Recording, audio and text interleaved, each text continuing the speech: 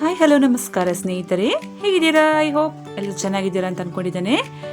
ಇವತ್ತು ನೋಡಿ ನಮ್ಮ ಗದ್ದೆಯಲ್ಲಿ ಎಷ್ಟೊಂದು ಪೈರುಗಳನ್ನು ಕಿತ್ತು ಒಂದು ಸೈಡಲ್ಲಿ ಇಟ್ಟಿದ್ದಾರೆ. ನೋಡಿ ಎಷ್ಟು ಚೆನ್ನಾಗಿದೆ ಗ್ರೀನ್ ನೇಚರ್. ನೋಡಿ ನಮ್ಮ ಕೊಡಗಿನಲ್ಲಿ ನಾವು ಯಾವ ರೀತಿ ಪೈರನ್ನು ತೆಗಿತೇವೆ ಅನ್ನೋದನ್ನು ಡೀಟೇಲ್ ಆಗಿ ಈ ವಿಡಿಯೋದಲ್ಲಿ ತೋರಿಸ್ತೇನೆ. ಪ್ಲೀಸ್ ಸ್ಕಿಪ್ ಮಾಡದೆ ಪೂರ್ತಿಯಾಗಿ ನೋಡಿ.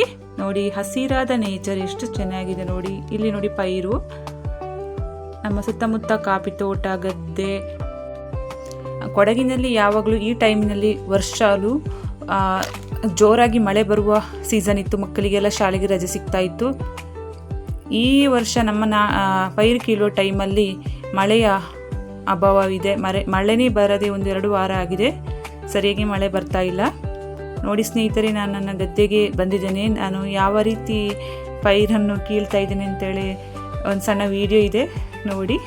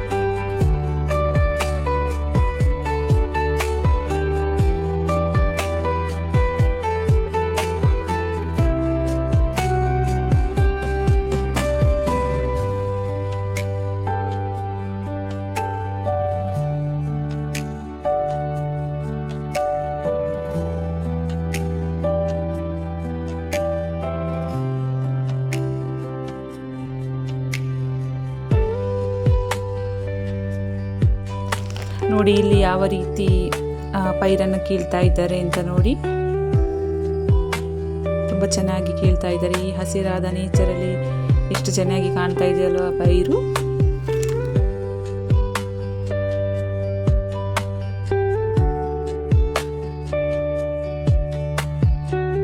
ನೋಡಿ ನಮ್ಮ ಅತ್ತೆ ಎಷ್ಟು ಚೆನ್ನಾಗಿ ಪೈರು ಕೀಳ್ತಾ ಇದ್ದಾರೆ ಅಂತ. ನನಗೂ ಅವರೇ ಹೇಳಿಕೊಟ್ಟಿದ್ರು ಯಾವ ರೀತಿ ಪೈರು ಕೀಳೋದು ಅಂತ. ಅವರು ಹಿಂದಿನ ಕಾಲದಲ್ಲಿ ಇವರೇ ಚೆನ್ನಾಗಿ ಪೈರು ಕೀಳ್ತಾ ಇದ್ರು. ಈಗ ವಯಸ್ಸಾಯಿತು ಅಂತ ಕಮ್ಮಿ ಗದ್ದೆಗೆ ಪೈರು ಕೀಳಕ್ಕೆ ಬರೋದು. ನೋಡಿ ಎಷ್ಟು ಚೆನ್ನಾಗಿ ಅದರ ಬೇರನ್ನು ತೊಳಿತಾ ಇದ್ದಾರೆ ಅಂತ. ಈ ರೀತಿ ಈ ಪೈರಿನ ಬೇರನ್ನು ತೊಳೆದ್ರೆ ನಾವು ನಾಟಿ ನಡ್ತೀವಲ್ವ, ನಾಟಿ ನಡುವಾಗ ಚೆನ್ನಾಗಿ ನಾಟಿ ಅದು ಎದ್ದು ಬರುತ್ತೆ. ಮುಂದೆ ಭತ್ತನೂ ಚೆನ್ನಾಗಿ ಫಸಲು ಕೊಡುತ್ತೆ. ಇಲ್ಲದಿದ್ದರೆ ಅದರಲ್ಲಿ ಬೇರೆ ಯಾವುದಾದ್ರೂ ಕಳೆಗಳಿದ್ದರೆ ಆ ಕಳೆಗಳು ಆ ನಾಟಿಯನ್ನು ಹಾಳು ಮಾಡಿ ಮುಂದೆ ಭತ್ತಕ್ಕೆ ಬರದ ಹಾಗೆ ಅದು ತಡೆಯುತ್ತದೆ. ಯಾವುದೇ ಕಳೆ ಇಲ್ಲದೆ ನೋಡಿ ಈ ಥರ ಚೆನ್ನಾಗಿ ನೋಡಿ ಎಷ್ಟು ಚೆನ್ನಾಗಿ ಮಾಡ್ತಾ ಇದ್ದಾರೆ ಅಂತ ನೋಡಿ. ಈ ಥರ ಜೋಡಿಸಬೇಕು. ನೋಡಲು ಎಷ್ಟು ಚೆನ್ನಾಗಿದೆ ಅಲ್ವಾ.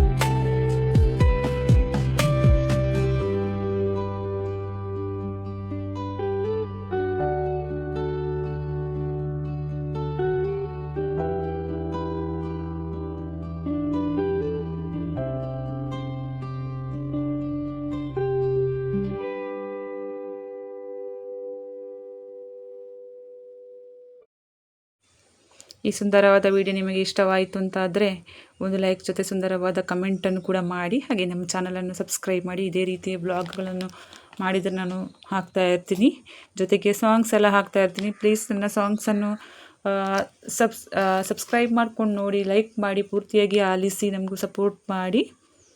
ಮುಂದಿನ ವಿಡಿಯೋದಲ್ಲಿ ಸಿಗುತ್ತೇನೆ. ಬಾಯ್ ಬಾಯ್.